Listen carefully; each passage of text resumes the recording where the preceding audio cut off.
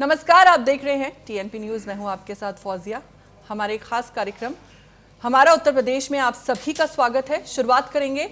CM योगी ने की budget प्रस्तावों की समीक्षा। गरीबों, युवाओं और महिलाओं पर केंद्रित होगा बजट। वित्तीय अनुशासन, कानून व्यवस्था पर विशेष जोर।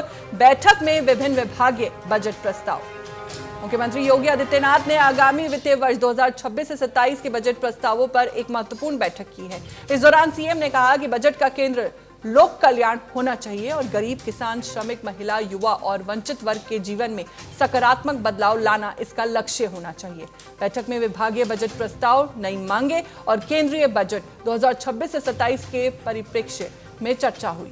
सीएम ने सामाजिक सुरक्षा, स्वास्थ्य, शिक्षा, बुनियादी सुविधाएं और कानून व्यवस्था को प्राथमिकता देने के निर्देश दिए हैं।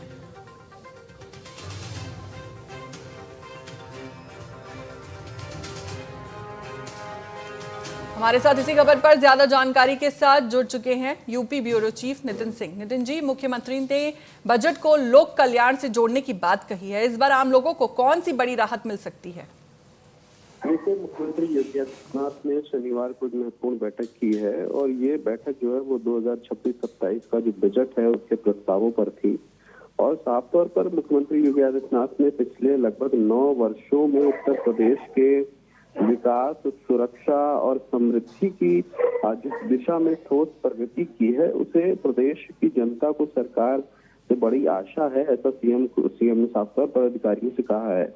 और उन्होंने कहा है कि जन अपेक्षाओं पर खरा उतरना सरकार की सर्वोच्च प्राथमिकता होती है। तो ऐसे में सीएम ने ये कहा है अधिकारियों से कि जो भी बजट आएगा वो बजट लोक कल्याणकारी होना चाहिए, जिसमें गरीब, किसान, श्रमिक, महिला, युवा, इन सारे लोगों को और समाज से वंचित वर्ग के लोगों को उससे फायदा मिले, ऐसा बजट सरकार की तरफ से, अधिकारी की तरफ से इस बार बनाया जाए। और इसी तरह का बजट पहले भी सरकार की तरफ से बनाने का प्रयास रहा है।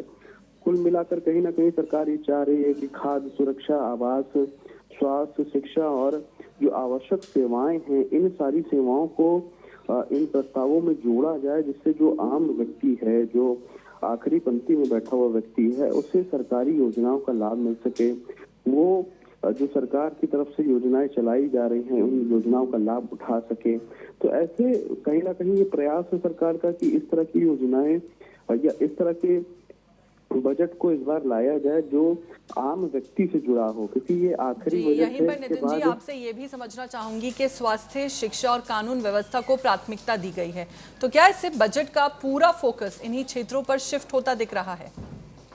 देखिए, सरकार की तरफ से या मुख्यमंत्री योगी आदित्यनाथ की तरफ से कहा गया है कि जो भी बजट हो वो जन कल्याणकारी हो। तो कहीं ना कहीं उसमें स्वास्थ्य सबसे अहम होता है, क्योंकि स्वास्थ्य विभाग अगर बेहतर तरीके से चलेगा, जो गांव देहात में जो प्राथमिक स्वास्थ्य केंद्र हैं, सीएचसी हैं, तो अगर वो सही तरीके से चलेंगे तो जो गांव देहात का व्यक्ति है वो आसानी से अपने गांव में ही अपना इलाज करा सकता है और उसको भाग करके दूसरे शहरों में नहीं जाना पड़ेगा।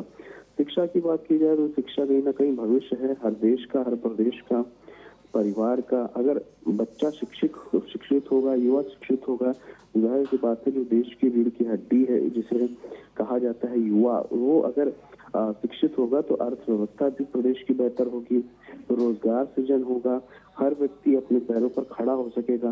तो ये कुछ प्रमुख मुद्दे हैं जो जैसे स्वास्थ्य हो गया, शिक्षा हो गया, कानून व्यवस्था हो गया, किसान हो गया, महिलाएं हो गई, इन सारे मुद्दों पर अगर सरकार अपना बजट पेश करेगी, इन सारे मुद्दों को जोड़ करके अपना बजट पेश करेगी, तो जाहिर सी बात है वो जन कल्याणकारी बजट ही कहलाएगा।